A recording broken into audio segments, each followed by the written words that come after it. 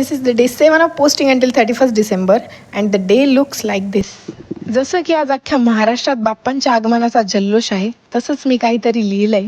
किती आले गेले तुझ्या दरबारात, किती नवस केले गेले तुझ्या दरबारात, पायरीच्या दर्शनासाठी धडपडले किती आणि देवळात येऊन रडले किती, लाखो पावले चालली अनवाणी पायाने, तू नवस पूर्ण करावा म्हणून भक्त तुझ्या वाटेने.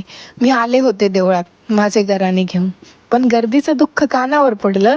मला माझ्या अडचणींचं काही अस्तित्वच नाही वाटलं. मला माहीत नाही कसं मागतात तुझ्याकडे, कोणते मंत्र बोलतात, किती उपवास करतात, काय प्रार्थना करतात की तू ऐकावं आमचं देवा. पण एक मागणे, साऱ्या विश्वाचे विघ्न दूर कर.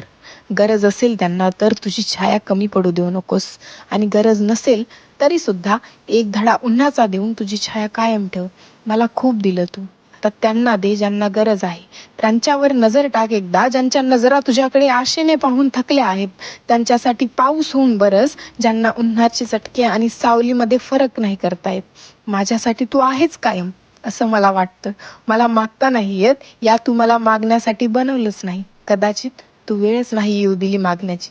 मला कळत नाही तेवढं, तुझ्या समोर रिकाम्या हाताने कसं यावं, तुला हातपाय पसरून कसं तुझंच जग मागावं, कसं तुला सांगावं की मला ते जग जिंकायचंय जे तुझ्या हातात आहे. चुका माफ कर आणि तूच दे मला जे तुला योग्य वाटतं माझ्यासाठी. मला मागता नाही येत, तूच ठरव काय बरोबर आणि काय वाईट माझ्यासाठी.